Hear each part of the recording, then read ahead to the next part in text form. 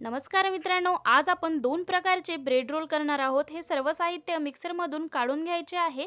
Boil केलेला आलू mash करून घ्यायचा आहे। तेलामध्ये काढलेले मसाले ॲड करायचे आहे। चवीनुसार मीठ, हळद ॲड करून परतून घ्यायचा आहे। मॅश केलेला आलू ॲड करून पुन्हा एकदा परतून घ्यायचा आहे आणि गार होण्यासाठी साईडला ठेवायचा आहे। ब्रेड स्लाइसचे कट करून घ्यायचे आहे। मिक्सरमधून काढून घ्यायचे आहे। 2 चम्मच कॉर्नफ्लोअरमध्ये पाणी ॲड करून एक स्लरी तयार करून गार झालेल्या मिश्रणाचे छोटे लांब रोल तयार करून घ्यायचे आहे। ब्रेड स्लाइसला पाण्यात डिप करून हलक्या हाताने दाब देऊन त्यामध्ये रोल भरायचे आहे आणि त्याला सर्वीकडून सील करून घ्यायचे आहे। स्लरीमध्ये डिप करून ब्रेड क्रम्बमध्ये कोट करायचे आहे आणि मस्त असे क्रिस्पी होतपर्यंत तळून घ्यायचे आहे। दुसऱ्या प्रकारचे ब्रेड रोल तुम्हाला पाहायचे असेल तर माझ्या यूट्यूब चॅनलवरती जाऊन तुम्ही बघू शकता। हे व्हिडिओ तुम्हाला आवडला असेल तर लाईक शेअर करा। Thank you.